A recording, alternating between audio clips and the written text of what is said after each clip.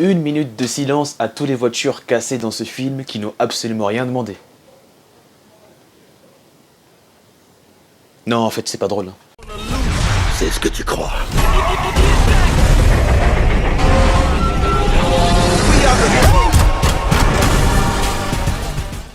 Fast and Furious 9, le projet gardé dans les boîtes depuis beaucoup trop longtemps maintenant, ça fait 1 an, est enfin disponible dans les salles obscures et ça fait plaisir pour les salles de cinéma.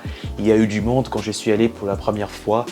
Ça fait du bien, c'est la norme. En espérant bien sûr que le pass sanitaire ne pourra pas gâcher ce moment, même si ce n'est pas une vidéo spécialisée pour ça, ne vous inquiétez pas, je ne parlerai pas de ça, ce n'est pas une chaîne basée sur ce genre de contenu, je ne préfère pas en parler. Donc autant dire que les gens lambda, ceux qui sont fans de cette saga, vont passer évidemment un très bon moment. Et tant mieux du coup, vu que ça ramène les gens au cinéma, quand c'est un Marvel, quand c'est un Avengers, quand c'est un Fast and Furious, Jurassic Park. Mais maintenant, je vais m'attaquer au film en elle-même. Je vais être quand même un peu plus gentil, même si, oui, Fast and Furious est l'une des seules sagas au cinéma qui osent faire des trucs. Universal sont en train de voir pour faire un crossover avec Jurassic Park.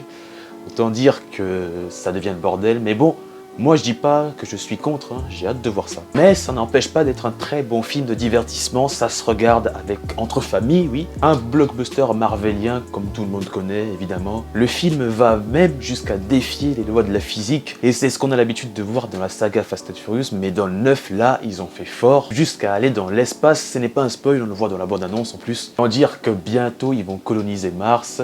Bon bah pourquoi pas, moi j'ai envie de voir ça, du moment que c'est bien fait, du moment qu'ils assument leur délire comme ils ont toujours réussi à le faire, je suis pas contre. Et au niveau du scénario, on se rapproche encore dans le vu et revu, surtout dans cette saga parce que chaque antagoniste de cette franchise deviennent gentils dans les prochains films. Et dans ce film, bah normalement, désolé, c'est un peu spoil, mais John Cena à la fin il devient gentil, voilà. Bon, à chaque fois qu'un méchant apparaît dans l'univers Fast and Furious, il devient gentil dans les prochains films.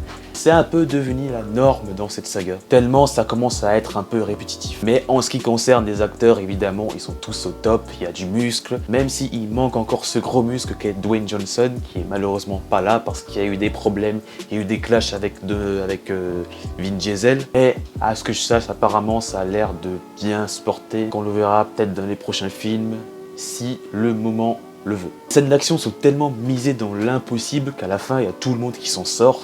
Et c'est ça qui fait la force de cette saga, qu'ils essayent de tenter les choses difficiles qu'une personne normale serait déjà morte en moins de quelques secondes. Et là, comme par hasard, les personnages arrivent à s'en sortir. Et je me dis qu'à ce rythme-là, Fast and Furious devient un conte de fées, devient un monde où tout devient possible, un monde où tout peut vraiment arriver, donc le crossover avec Jurassic Park, ou encore un crossover avec Marvel si c'est possible.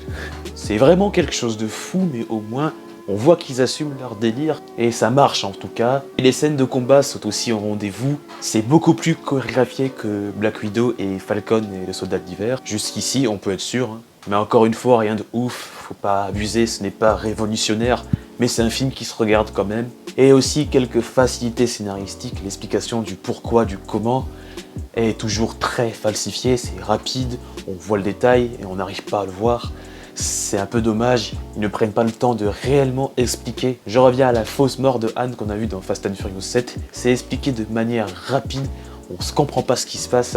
Enfin moi ça m'a fait cette impression, je ne sais pas vous, mais moi, j'ai trouvé que cela était beaucoup trop rapide et facile à expliquer, et à ce rythme-là, ça m'a quand même un peu déçu. Mais bon, on est dans du Fast and Furious, tout est magique, tout est coloré, mais tout en assumant totalement leur délire, et jusqu'ici, je trouve que ça me va. Ce qui est, à mes yeux, le gros point fort de ce film, c'est le développement du personnage de Dominic Toretto. On en apprend un peu plus sur ses origines, puis c'était quand même un personnage assez mystérieux, mais dans cette suite, on en apprend un peu plus sur le passé et notamment sur son frère. Caractérisation de personnage, description, j'ai été vraiment plutôt convaincu. Ils ont vraiment réussi à caricaturer tout ça, même si, évidemment, ça n'en fait rien de extraordinaire, ni de révolutionnaire, mais ça fait quand même le taf là-dessus. Parce que depuis le 7e film, avec le départ de Paul Walker, il manquait un peu cette alchimie de construction de personnages. Dans le 8, j'étais assez déçu qu'il n'y avait pas assez ça. C'était voire même inexistant. Et là, dans le 9, il réussit à se rattraper. Et sur ce coup-là, je dis bravo. Et c'est sur ces mots que je termine cette vidéo là-dessus. Allez voir Fast and Furious 9, c'est un bon divertissement explosif. Suivez-moi aussi sur les réseaux sociaux, notamment sur Instagram. Et bien sûr, en vous abonnant aussi à la chaîne YouTube si vous êtes du passage. Quant à moi, il ne me reste plus qu'à vous dire à la prochaine. C'était votre Maxi Kev et à très vite pour de toutes nouvelles critiques.